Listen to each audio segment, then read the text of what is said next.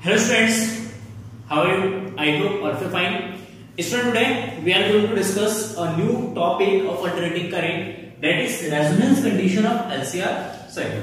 In a previous lectures we already had discussed about the LCR circuit. LCR circuit के बारे में हमने discuss किया था एंड LCR सर्किट के अलग अलग कंपोनेंट्स को हमने कैलकुलेट किया था, अलग अलग फिजिकल क्वांटिटीज को कैलकुलेट किया था, जस्ट लाइक वोल्टेज कैलकुलेट किया था हमने, इम्पीडेंस कैलकुलेट किया था, फेज डिफरेंस कैलकुलेट किया था एंड बाकी फेजर डायग्राम वगैरह हमने डिस्कस वहां पे किया है. सो ना एलसीआर सर्किट का रेजोनेंस कंडीशन क्या है? What is a resonance condition? देखिए सबसे पहले हम कुछ कंडीशंस लिखते हैं यहाँ पे. Impedance Z is equal to for LCR circuit is equal to R square plus XL minus XC का स्क्वायर. देखिए यहाँ पे रेजोनेंस कंडीशंस मींस एक ऐसा कंडीशन जिसमें सर्किट में maximum current flow, current I is equal to आपका होता है V upon Z, then I is equal to what? That V by root of R square plus XL minus XC का square. यहां पे resonance condition means एक ऐसा condition या एक ऐसा सिचुएशन जिसमें आपके इस सर्किट में, इस एलसीआर सर्किट में जो करंट है ये मैक्सिमम फ्लो, करंट कितना हो यहाँ पे मैक्सिमम. अगर इस सर्किट में करंट मैक्सिमम फ्लो है इट मींस सर्किट हमारा एट अ रेजोनेंस कंडीशन है. ठीक है, और series LCR circuit is said to be resonance, और series LCR circuit is said to be a resonance condition, as said to be in a resonance condition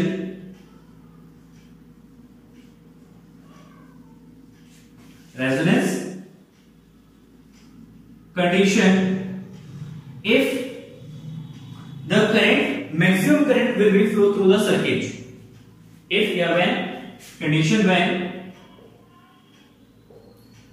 the current flowing through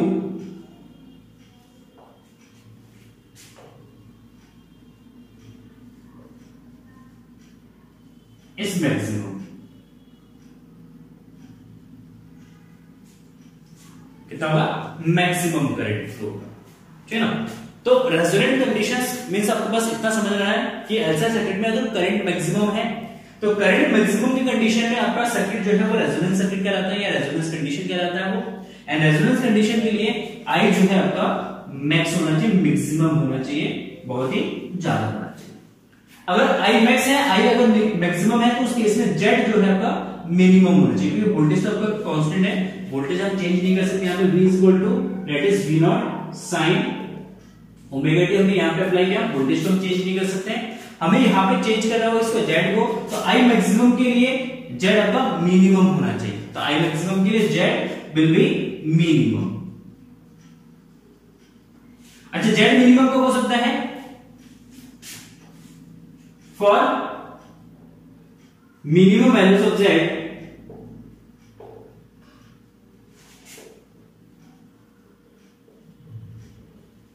देखिए Z का expression है Z is equal to R square plus XL minus XC. Z का minimum तब हो सकता है जब इस क्वांटिटी का वैल्यू आपका जीरो, ये जो क्वांटिटी एक्सएल माइनस एक्ससी, अगर इस क्वांटिटी का वैल्यू जीरो है तो उस केस में जेड आपका मिनिमम होगा. तो minimum values of Z, for minimum values of Z XL minus XC will be zero. It means XL is equal to XC and XL is equal to what? Omega L, and XC is equal to what? 1 by omega C. Omega के अंदर multiply कर देना. Omega square is equal to 1 by LC, and omega is equal to what? 1 by root of LC, and omega is equal to 2 pi f, that is 1 by root of LC. तो यहाँ से अगर हम f calculate करें, then f is equal to 1 by 2 pi root of LC, and this f is a called as resonance frequency. इसी को हम क्या कहते हैं? रेजोनेंस फ्रीक्वेंसी कहते हैं, और इसको एफआर से रिप्रेजेंट करते हैं. मतलब अगर जो हमने अल्टरनेटिंग सोर्स यहाँ पे अप्लाई किया है उस अल्टरनेटिंग सोर्स का अगर फ्रीक्वेंसी अगर एफ आर है 1/2 pi root of L by C है, sorry L by C 1 by L C, 1 by L C अगर है तो इस केस में हम कह सकते हैं कि जो हमारा एलसीआर सर्किट है वो रेजोनेंस कंडीशन में है, और इस केस में जेड जो है आपका हो जाएगा root of R square and Z is equal to R. तो इस केस में आपका जो करंट है, चलिए आपका इंपीडेंस है वो प्योर रेजिस्टेंस के इक्वल होगा, प्योर रेजिस्टेंस के इक्वल होगा। इस केस में रेजोनेंस के केस में current end voltage will be in same phase। किसमें होगा ये आपका सेम फेज में होगा। अब यहाँ पे करंट एंड वोल्टेज के बीच में कोई फेज डिफरेंस नहीं होगा, क्योंकि आपका यहाँ पे XL माइनस XC दोनों इक्वल हो गए। जैसे दोनों इक्वल हो जाएंगे तो उसका इफेक्टिव रेजिस्टेंस कैंसिल आउट हो जाएगा, and effective resistance cancel out होने के बाद करंट एंड वोल्टेज जो है वो आपका सेम फेज में हो जाएगा। तो यहाँ पे कुछ एक पॉइंट्स हो गए रेजोनेंस कंडीशंस के कि आपका जेड जो है वो किसके इक्वल होता है, वो प्योरली रेजिस्टेंस के इक्वल होता है। उसकी फ्रीक्वेंसी होती है FR = 1/2 pi root of LC, and resonance condition के लिए करंट आपका क्या होना चाहिए, मैक्सिमम होना चाहिए। इसमें मोस्ट इंपॉर्टेंट कंडीशन है कि सर्किट में अगर करंट मैक्सिमम है तो सर्किट हमारा रेजोनेंस कंडीशन में कहलाता है। तो ये रेजोनेंस कंडीशन हो गया। रेजोनेंस कंडीशन में मिनिमम आपका क्या होगा, इंपीडेंस होगा। अगर मिनिमम इंपीडेंस है देन करंट यहां पे आपको हो जाएगा current I = V by R हो जाएगा। यहां पे आपका ये करंट की इक्वेशन हो जाएगा। It's a very simple circuit and simple question है, ठीक है। चलिए नेक्स्ट आते हैं, हम नेक्स्ट टॉपिक में आते हैं शार्पनेस ऑफ रेजोनेंस और क्वालिटी फैक्टर। मतलब इस जो हमारे पास ये एलसीआर सर्किट है, इस एलसीआर सर्किट की जो रेजोनेंस है वो रेजोनेंस कितना शार्प है, उसकी क्वालिटी फैक्टर मतलब कितना ज्यादा ये क्वालिटेटिव, इसकी क्वालिटी कितनी अच्छी है, तो वो क्वालिटी फैक्टर से हम इसको कैलकुलेट करते हैं। तो आगे देख सकते हैं क्वालिटी फैक्टर। ओके, नेक्स्ट हमारा टॉपिक है quality factor. What is a quality factor? Quality factors को कहते हैं शार्पनेस ऑफ रेजोनेंस। रेजोनेंस की शार्पनेस बोलते हैं, मतलब रेजोनेंस कितना अच्छा है, सर्किट में कितना मैक्सिमम करंट फ्लो हो सकता है, वो किस पे डिपेंड करता है। देन अगर हम एक ग्राफ ड्रॉ करते हैं omega and omega means angular frequency and किस पे, करंट के बीच में at a different values of R के डिफरेंट वैल्यूज के लिए हम ओमेगा एंड आर के बीच में जब ग्राफ ड्रॉ करते हैं then we get at a different types of graph. अगर आपका आर का वैल्यूज लार्ज है, यहाँ पे करंट देखिए I = V / R, it means same angular frequencies पे जो करंट का वैल्यू है at the same angular frequencies पे करंट का जो वैल्यू है वो डिपेंड करेगा किस पे, आर पे डिपेंड करेगा। इट मींस अगर आर आपका इंक्रीज करेंगे तो करंट आपका क्या होगा, डिक्रीज होगा। अगर करंट को रेजिस्टेंस को डिक्रीज करेंगे देन करंट आपका क्या होगा, इंक्रीज होगा। तो इट मींस करंट डिपेंड करेगा आर पे, एंड जो आपका एंगुलर फ्रीक्वेंसीज है वो डिपेंड करता है एल एंड सी पे। अगर सेम एंगुलर फ्रीक्वेंसीज पे अगर हम ग्राफ ड्रॉ करते हैं, सेम एंगुलर फ्रीक्वेंसीज में एंगुलर फ्रीक्वेंसीज को कांस्टेंट कर देंगे, ठीक, एंड डिफरेंट ऑफ फ्रीक्वेंसीज के लिए जब हम करंट के बीच में ग्राफ ड्रॉ करेंगे then we get different types of graph. एक ये फर्स्ट ग्राफ हो गया, सेकंड ग्राफ, और ये आपका third graph. And from this graph we can conclude that जब का आर लार्ज होगा तो इसका जो फ्रीक्वेंसी है, जो फ्रीक्वेंसी एंड करंट का जो ग्राफ होगा वो कुछ इस तरीके का एक आपका ग्राफ बनेगा।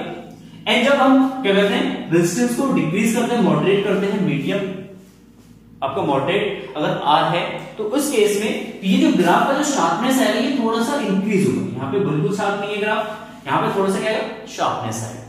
एंड अगेन अगर हम क्या करते हैं, आर को और डिक्रीज कर देते हैं, बहुत ही लो कर देते हैं, तो आर लो के लिए इस केस में क्या होगा, आपका जो ग्राफ का जो शार्पनेस है वो बहुत ज्यादा हो जाएगा। मतलब हम इस केस में कह सकते हैं कि ग्राफ जो है हमारा बहुत ज्यादा शार्प बन रहा है। अगेन मैं रिपीट करूंगा कि वी आर जो है, आई जो है वो आर पे डिपेंड करेगा, आर को इंक्रीज करेंगे या डिक्रीज करेंगे उसी के हिसाब से आपका करंट इंक्रीज या डिक्रीज होगा। एंड अगर हम बात करें ओमेगा आर की, तो यहाँ पे ओमेगा आर आपका एंगुलर फ्रीक्वेंसी है, रेजोनेंट फ्रीक्वेंसी है, एंड रेजोनेंट फ्रीक्वेंसी के केस में 1/√LC होता है, 1/√LC। एंड ओमेगा जो फ्रीक्वेंसी है, एंगुलर फ्रीक्वेंसी, वो डिपेंड करेगा आपका एल एंड सी के वैल्यू पे। मतलब एल एंड सी को चेंज करने पे आपका ओमेगा आर का वैल्यू चेंज है। And we know that I = what? I = that is V by root of Z square, मतलब रेजोनेंस के अलावा, रेजोनेंस के कंडीशंस के अलावा अगर हम कंडीशन देखते हैं तो I इक्वल टू हो जाएगा आपका R square plus omega L minus omega 1 by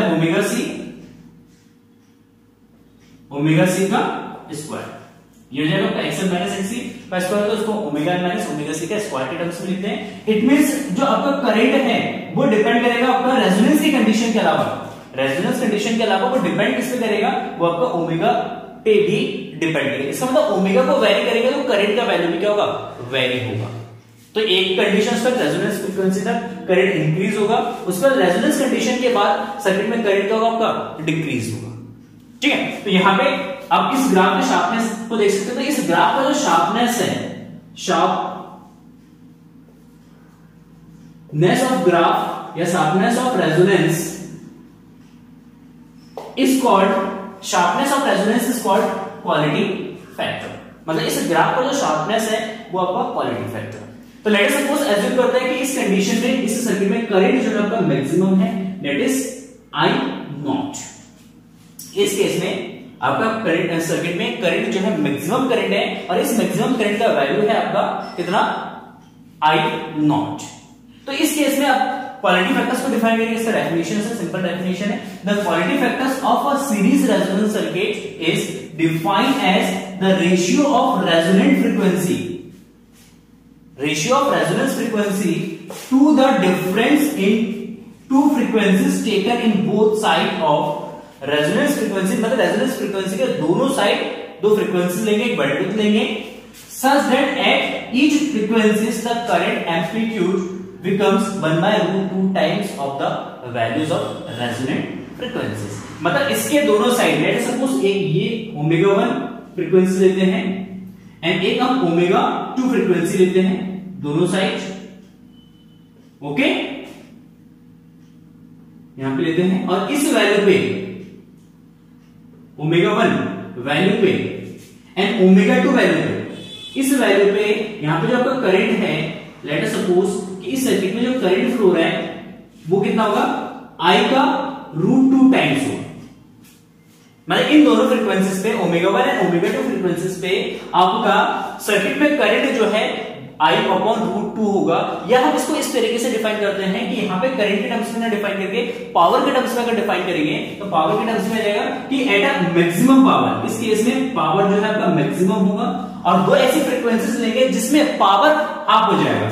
maximum power का कितना हो जाएगा, हाफ लेंगे। तो अगर मैक्सिमम पावर का हाफ लेंगे तो उस कंडीशन में करंट आपका 1 बाय रूट 2 हो जाएगा। आगे देखेंगे पावर के टर्म्स में, तो करंट जाएगा 1 by root sorry I upon root 2। तो हम दोनों के टर्म्स में डिफाइन कर सकते हैं, पावर के टर्म्स में भी लिख सकते हैं, करंट के टर्म्स में भी हम इसको डिफाइन कर सकते हैं। यहाँ पे हमने करंट के टर्म्स में इसको डिफाइन किया है कि ऐसी फ्रीक्वेंसीज ओमेगा 1 एंड ओमेगा 2 जिसपे करंट का वैल्यू सर्किट में आई अपॉन रूट 2 टाइम्स हो जाएगा, या 1 अपॉन रूट 2 टाइम्स हो जाएगा करंट के। तो इन दोनों फ्रीक्वेंसीज का डिफरेंस एंड ओमेगा आर का जो रेशियो होगा, that is called quality factor, that is called quality factor. तो हम यहां पे लिखेंगे quality factor Q is equal to, quality factors Q is equal to, देखिए quality factor Q is equal to omega R divided by omega 2 minus omega 1, इन दोनों का difference, omega 2 minus omega 1। तो Q is equal to omega R divided by delta omega, और here delta omega is called bandwidth. क्या कहलाता है ये, bandwidth, ठीक है, इसको हम बैंडविड्थ बोलते हैं। तो आपने देखा होगा कि जो आपके घरों में सिग्नल्स जो आते हैं, रेडियो सिग्नल से या टीवी सिग्नल से, कोई भी सिग्नल से उसकी एक बैंडविड्थ होती है, तो बैंडविड्थ से बनता है सिग्नल, या 4G सिग्नल से, 3G सिग्नल से, या 2G सिग्नल से फोन का, तो उसका भी अपना क्या होता है, एक बैंडविड्थ होता है। तो omega 2 minus omega 1 is called bandwidth. ये बैंडविड्थ होता है, इसी पर डिपेंड करता है आपका जो सर्किट है वो किस तरीके से बिहेव करेगा। आपका सर्किट जो है, जो रिसीवर्स होते हैं टीवी में, एंटीना टीवी में होता है, रेडियो में होता है, फोन्स में होता है, जो रिसीवर्स होते हैं, देखो कौन सा सिग्नल्स को रिसीव करेगा, किस तरीके के सिग्नल्स को रिसीव करेगा, वो डिपेंड करता है resonance condition and as well as उसकी बैंडविड्थ पे डिपेंड करता है। आगे उसको डिस्कस हम करते हैं। तो क्वालिटी फैक्टर सबको समझ में आ गया होगा। The quality factors of the series resonance circuit is defined as the ratio of resonant frequency omega R, resonance frequency omega R to the difference in the two frequencies taken in both sides of the resonant frequency, मतलब resonance frequency के both side में ऐसी frequencies का difference लेना है जिस पे such that at each frequencies the current amplitude becomes 1/√2, मतलब इन दोनों फ्रीक्वेंसीज पे करंट का जो एम्पलीट्यूड है वो √2 के इक्वल्स होना चाहिए। एंड या यहां पे मैं लिखते हैं such that at each frequencies the power of circuit will be half, या 1/2 पावर के टर्म्स में लिखेंगे तो यहां पे लिखेंगे will be power will be half of the values of resonant frequencies। Power के टर्म्स में हाफ पावर होगा, करंट के टर्म्स में 1/√2 टाइम्स आपका करंट होगा, ठीक है। That is resonant frequency, sorry quality factors and sharpness of resonance. तो आई होप ये क्लियर हो गया होगा। एंड नेक्स्ट हम देखते हैं क्वालिटी फैक्टर्स का एक्सप्रेशंस कैलकुलेट करते हैं। Okay, so now student, next is expression for quality factor. Quality factor के लिए एक्सप्रेशंस कैलकुलेट करेंगे। So now we know that कि अगर ओमेगा आर है रेजोनेंट फ्रीक्वेंसी है एंड रेजोनेंट एंगुलर फ्रीक्वेंसी पे जो सर्किट का इंपीडेंस है वो आपके आर के इक्वल हो जाएगा। And omega 1 and omega 2 frequency पे जो आपका सर्किट का इंपीडेंस है वो √2r के इक्वल होगा। व्हाई? देखिए सिंपली अगर हम रेजोनेंट फ्रीक्वेंसी की बात करते हैं जिसमें ग्राफ हमारा शार्प है तो h ओमेगा आर पे जो आपका इंपीडेंस होगा वो जेड के इक्वल होगा, क्योंकि रेजोनेंस फ्रीक्वेंसी पे या रेजोनेंस कंडीशन पे सर्किट का इंपीडेंस सबसे कम होता है। It means Z is equal हो जाएगा यहां पे इस केस में h omega R Z is equal to क्या जाएगा आपका कैपिटल आर के इक्वल हो जाएगा। एंड ओमेगा 1 ओमेगा 2 फ्रीक्वेंसी पे omega 1 it is omega 1 and let us suppose this is omega 2 and omega 1 and omega 2 frequencies पे अगर हम बात करें तो यहां पे सिंपली करंट कितना होगा आपका, यहां पे करंट हो जाएगा सिंपली I/√2 एंड यहां पे करंट आपका I है। तो इस केस में यहां पे जो रेजिस्टेंस का वैल्यू ओमेगा 1 एंड ओमेगा 2 पे रेजिस्टेंस यहां कहते हैं सर्किट का इंपीडेंस होगा वो हो जाएगा आपका √2r के इक्वल, इसे इक्वल हो जाएगा √2r के इक्वल बाय, बिकॉज़ देखिए resistance R is equal to the V by I and V by I इस कंडीशन में कितना I/√2 है, तो √2 ऊपर चला जाएगा यहां पे तो √2 V/I एंड V/I इसका मैक्सिमम इंपीडेंस हो जाएगा, ये V0 by I, ये I0/√2, ये I0 हो जाएगा, ये आपका R0 हो जाएगा। मतलब इस कंडीशन में जो आपका रेजिस्टेंस है तो इसका मतलब है कि ओमेगा 1 एंड ओमेगा 2 पे जो रेजिस्टेंस होगा आपका वो √2r0 के बराबर या √2r के इक्वल हो जाएगा, ठीक है। यहां पे सिंपली हम लिखते हैं h omega 1 and omega 2 z is equal to आपका जाएगा √2r। सो देखिए z इज इक्वल टू क्या है, z is equal to √r² plus omega l minus omega c 1 by omega c का square is equal to √2r। दोनों side पे क्या करते हैं स्क्वायर कर देंगे, तो squaring both side then we get r² plus omega l minus omega c का स्क्वायर इज इक्वल टू, देखिए इसका स्क्वायर करेंगे तो 2r² हो जाएगा, r को ले जाएंगे यहाँ पे omega l minus omega c का square is equal to 2r² minus r² and we get that is r²। क्या जाओ ये r² जाए तो omega l minus omega c is equal to r² इसका square is equal to then omega l minus omega c, omega l omega c 1 by omega c 1 by omega c 1 by omega c and 1 by omega c is equal to we get plus minus r। दोनों side का square root कर देंगे, दोनों side का square root करेंगे तो ये r² की जो वैल्यू जाएगा वो आपका प्लस माइनस r आ जाएगा। अब यहां पे सिंपली देखना कि अब यहां पे r के दो वैल्यूज है, अगर r के दो वैल्यूज है तो ओमेगा यहां पे कितना होगा 2 वैल्यूज होगा ओमेगा का, ये l है कैपिटल L है तो ओमेगा की टू वैल्यूज है, ओमेगा 1 एंड ओमेगा 2.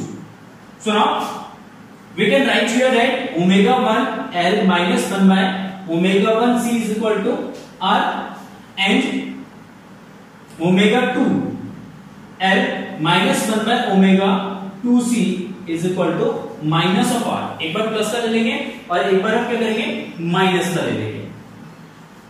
तो इस केस में हम माइनस लेते हैं क्योंकि ओमेगा 1 का वैल्यू क्या है आपका, ओमेगा 1 लेस है किससे, ओमेगा 2 से. तो ओमेगा 1 वाला कंडीशन माइनस कर लेते हैं, ओमेगा 2 वाला कंडीशन हम प्लस कर लेते हैं. तो इन दोनों इक्वेशन को सॉल्व करके आपको ओमेगा 1 एंड ओमेगा 2 का वैल्यू निकालना है.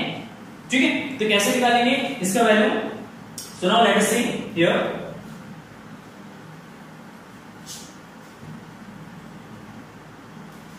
यहां पे इन दोनों को सॉल्व करते हैं, ऐड कर देते हैं बोथ इक्वेशंस को.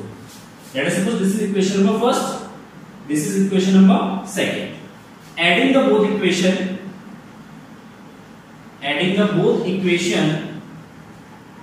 दोनों इक्वेशन को ऐड कर देंगे तो हमें मिलेगा ओमेगा 1 एंड प्लस ओमेगा 2. इन दोनों में से L कॉमन आएगा, इसमें से अगर हम ऐड करेंगे तो माइनस 1 by C कॉमन आएगा. Then we get 1 by omega 1 plus 1 by omega 2 is equal to, इन दोनों को ऐड करेंगे तो माइनस आर प्लस आर, ये जाएगा आपका 0. So now we get here omega 1 plus omega 2 L is equal to, ये माइनस का उठा के फेंक देना इसको, प्लस का हो जाएगा ये, और ये जो 1 बाय C और इसका एलसीएम ले लेंगे हम, तो यहां पे जाएगा omega 2 plus omega 1 divided by omega 1 into omega 2. Then omega 1 omega 2 omega 1 omega 2 cancel out हो जाएगा. यहां से मिलेगा हमें omega 1 into omega 2 1 by omega 1 into omega 2 C का मल्टीप्लाई करेंगे तो LC हो जाएगा. Then omega 1 omega 2 is equal to we get 1 by LC. यहां से ओमेगा 1 इनटू ओमेगा 2 का वैल्यू आ जाएगा. एंड नेक्स्ट केस में दोनों इक्वेशंस को क्या करते हैं, सब्ट्रैक्ट करते हैं, दोनों इक्वेशंस को सब्ट्रैक्ट करते हैं. Then we get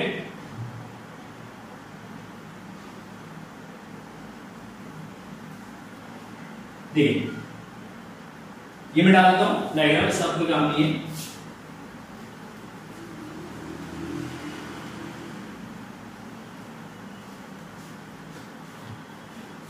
equation second minus equation first.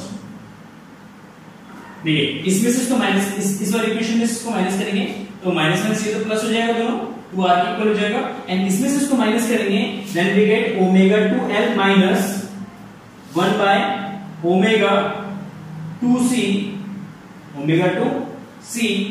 And minus इसको माइनस करेंगे तो माइनस ओमेगा 1L माइनस करेंगे तो माइनस माइनस प्लस हो जाएगा, ये वाला टर्म्स प्लस हो जाएगा, plus 1 by omega 1C is equal to 2r.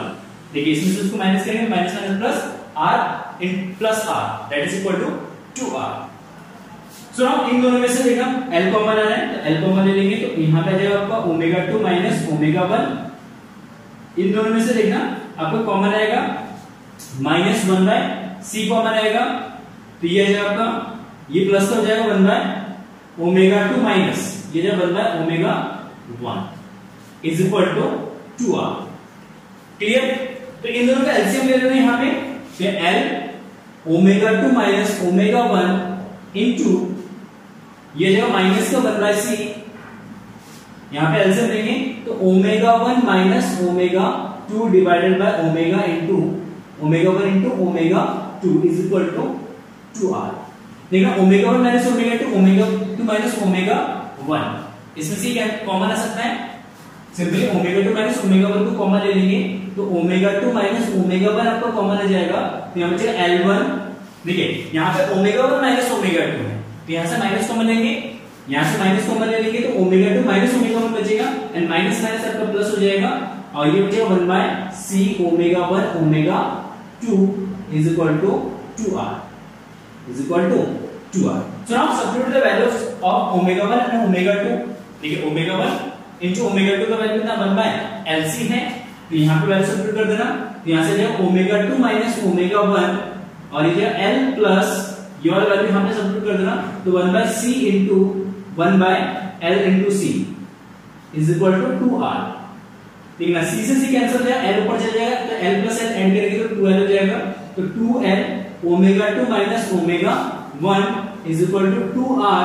Then we get here that delta omega, omega 2 minus omega 1 is equal to delta omega लिख सकते हैं इसको, तो delta omega is equal to 2R by 2L। यहां से L से 2 से 2 cancel हो जाएगा, तो delta omega is equal to what, R by L हो जाएगा। यहां से डेल्टा ओमेगा जिसको हम मैग्नीट्यूड भी बोल रहे हैं, तो यहां पे डेल्टा ओमेगा का वैल्यू आ गया आपका, तो delta omega is equal to what, L upon R upon L आ जाएगा। So now next quality factor, ये चीज समझ में आ गया, नोट कर लीजिए इसको एक बार। क्वालिटी फैक्टर, अगर हम बात करें इसकी क्वालिटी फैक्टर्स की अगर बात करते हैं, then we can write that quality factor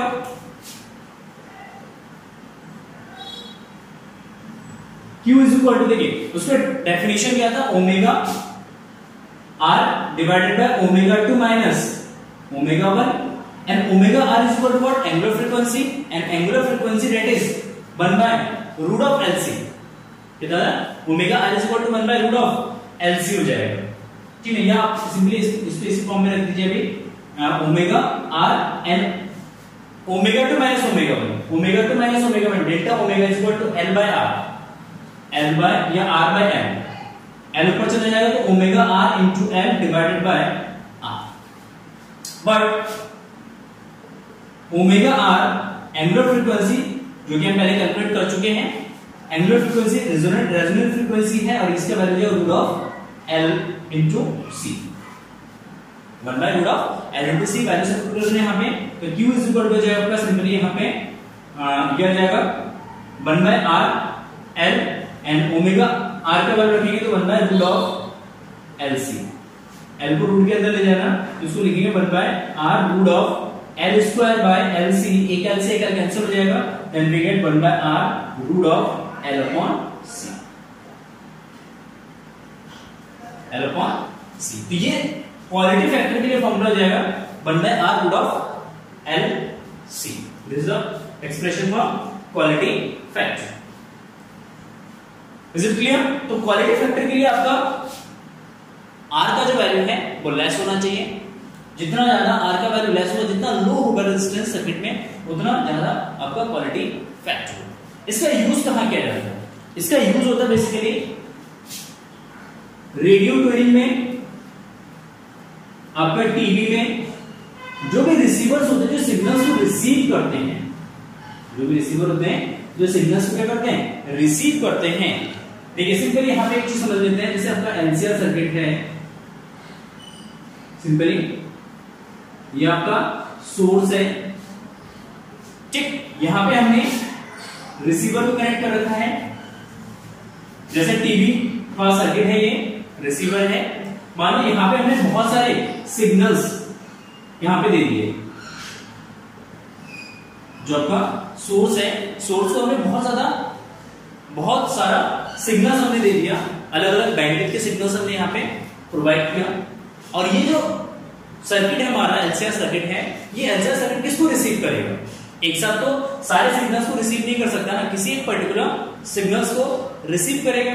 किस सिग्नल्स को रिसीव करेगा, जैसे फॉर एग्जांपल आपके घर में टीवी है, केबल लगा हुआ है, केबल में एक साथ कितने चैनल्स आते हैं, 1000 या 1000 से ज्यादा या ज्यादा 500 600 400 चैनल्स आते हैं एट पर्टिकुलर टाइम, लेकिन टीवी में कितना चैनल चला पाते हैं एक ही टाइम पे, एक ही चैनल। या ऐसे ही अगर आप रेडियो यूज करते हैं तो रेडियो में हमने देखा होगा बहुत सारे अलग अलग फ्रीक्वेंसीज के अलग अलग चैनल्स हैं, अलग अलग स्टेशन है, रेडियो स्टेशन, लेकिन पर्टिकुलर टाइम पे आप एक ही चैनल को या एक ही रेडियो स्टेशन को सुन सकते हैं। ऐसा क्यों, एक साथ सबको क्यों नहीं सुन सकते? और वो एक ही पर्टिकुलर किसी चैनल को किस तरीके से वो कैच कर रहा है या किस चैनल को सेट कर पा रहा है, आपका सर्किट या आपका टीवी या आपका रेडियो किस तरीके से, तो उसके लिए यूज होता है आपका एलसीआर सर्किट। तो देखिए जो एलसीआर सर्किट होता है, इस एलसीआर सर्किट का अपना एक रेजोनेंट फ्रीक्वेंसी होता है एफ, दैट इज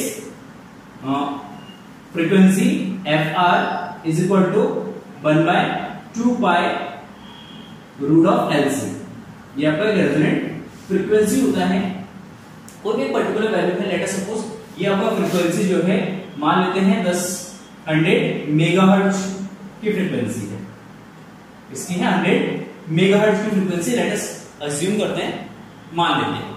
अब हमने यहाँ पे बहुत सारे सिग्नल्स इसको सप्लाई किया और इसमें से बहुत सारे सिग्नल्स में से एक सिग्नल्स ऐसा है जिसकी फ्रीक्वेंसी कितना है 100 मेगाहर्ट्ज बैंडविड्थ का, 100 मेगाहर्ट्ज बैंडविड्थ का है। तो जब इस रिसीवर को या यहाँ पे जो सोर्स होगा, इस सोर्स को जैसे ही 100 मेगाहर्ट्ज वाला सिग्नल्स एंटर करेगा इस सोर्स में, तो उस केस में ये वाला जो सिग्नल्स है, जो 100 मेगाहर्ट्ज वाला सिग्नल्स है, वो क्या करेगा, इस सर्किट में एक मैक्सिमम करंट फ्लो कराएगा।